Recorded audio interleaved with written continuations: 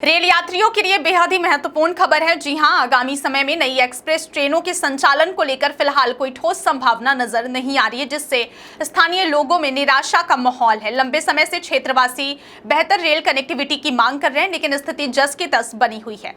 जनप्रतिनिधियों की ओर से समय समय पर रेलवे मंत्रालय को पत्र लिखे जाने और मुलाकातों के बावजूद अब तक कोई बड़ा निर्णय नहीं हो पाया। यही वजह है कि जिले की रेल सेवाओं का विस्तार केवल कागजी प्रयासों तक सीमित दिखाई देता है। गेज कन्वर्जन के बाद उम्मीद जगी थी कि क्षेत्र को नई ट्रेन सेवाओं का लाभ मिलेगा, लेकिन सीमित ट्रेनों के संचालन से आम जनता की परेशानी कम नहीं हो पाई है।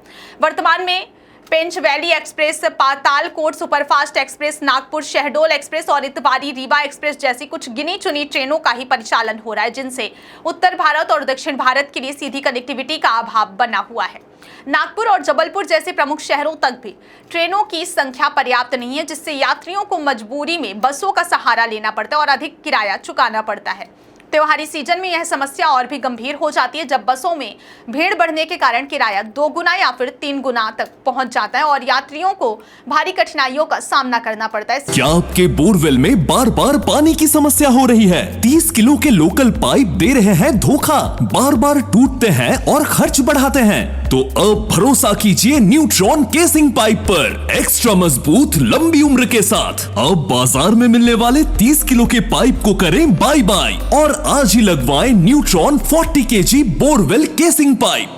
सिवनी और आसपास के क्षेत्रों के लोग लंबे समय से यह मांग कर रहे हैं कि कम से कम जबलपुर के लिए नियमित और सुविधाजनक ट्रेन सेवा उपलब्ध कराई जाए, ताकि लोग सुबह जाकर शाम तक वापस घर लौट सकें। वर्तमान व्यवस्था में सिवनी से जबलपुर के लिए प्रत्यक्ष और पर्याप्त ट्रेन सुविधा न होने के कारण प्रतिदिन सैकड़ों लोग निजी साधनों या फिर बसों पर निर्भर है, जिससे समय और धन दोनों की हानि होती है। रेलवे सेवाओं की समय सारणी भी यात्रियों की आवश्यकताओं के अनुरूप नहीं है। नागपुर शहडोल एक्सप्रेस सुबह नागपुर से चलकर दोपहर तक सिवनी पहुंचती है और शाम को जबलपुर पहुंचती है, जबकि इतवारी रीवा एक्सप्रेस सप्ताह में सीमित दिनों के लिए चलती है और इसका समय भी यात्रियों के अनुकूल नहीं माना जा रहा है। इसी तरह शहडोल नागपुर एक्सप्रेस और रीवा इतवारी एक्सप्रेस भी सीमित दिनों में संचालित होती है, जिससे नियमित यात्रियों को निरंतर सुविधा नहीं मिल पाती है।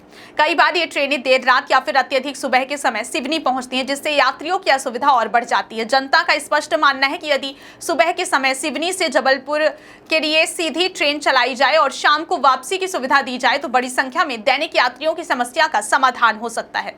विशेषकर वे लोग जो नौकरी, व्यापार या फिर शिक्षा के लिए रोजाना जबलपुर जाते हैं, उन्हें इससे काफी राहत मिलेगी। इसके अलावा सिवनी से नैनपुर जाने वाली पैसेंजर ट्रेन को जबलपुर तक विस्तारित करने की मांग उठ रही है, जिससे एक सीधी और सस्ती रेल सेवा उपलब्ध हो सके। इसके साथ ही कनेक्टिविटी की समस्या भी एक बड़ा मुद्दा है। नैनपुर और आसपास के क्षेत्रों से कई पैसेंजर और मेमू ट्रेनें चलती हैं, लेकिन उनकी समय सारणी सिवनी से आने वाली ट्रेनों से मेल नहीं खाती, जिससे यात्रियों को कनेक्शन पकड़ने में कठिनाई होती है। यदि समय में मामूली बदलाव कर इन ट्रेनों को समन्वित किया जाए तो यात्रा व्यवस्था काफी बेहतर हो सकती है।